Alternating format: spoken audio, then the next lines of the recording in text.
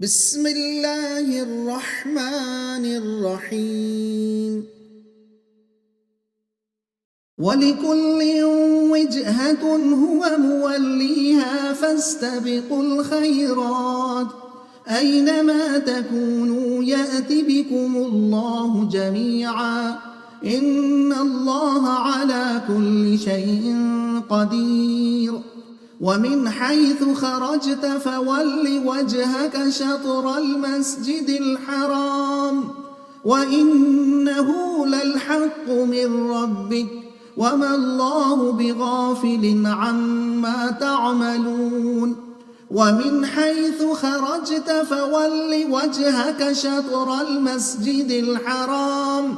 وَحَيْثُ مَا كُنْتُمْ فَوَلُّوا وُجُوهَكُمْ شَطْرَهُ لِئَلَّا يَكُونَ لِلنَّاسِ عَلَيْكُمْ حُجَّةٌ إِلَّا الَّذِينَ ظَلَمُوا مِنْهُمْ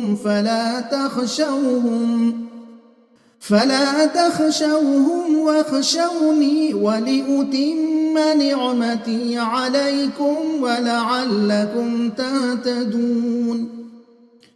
كَمَا أَرْسَلْنَا فِيكُمْ رَسُولًا مِّنكُمْ يَتْلُو عَلَيْكُمْ آيَاتِنَا وَيُزَكِّيكُمْ وَيُعَلِّمُكُمُ الْكِتَابَ وَالْحِكْمَةَ وَيُعَلِّمُكُم مَّا لَمْ تَكُونُوا تَعْلَمُونَ فاذكروني أذكركم واشكروا لي ولا تكفرون۔ مضمون: مسلمان خدا کی نعمتوں کے مستحق کس طرح بن سکتے ہیں؟ مطلب: مسلمانوں،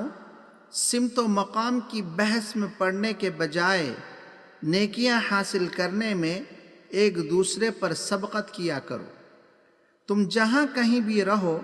نماز میں اپنا رخ مسجد حرام یعنی کعبے کی طرف پھیر لیا کرو،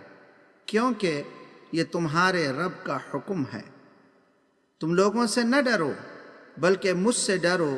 تم میری نعمتوں کے مستحق بنو گے اور راہ راست پاؤ گے، اور رسول صلی اللہ علیہ وسلم کی پیروی اختیار کرو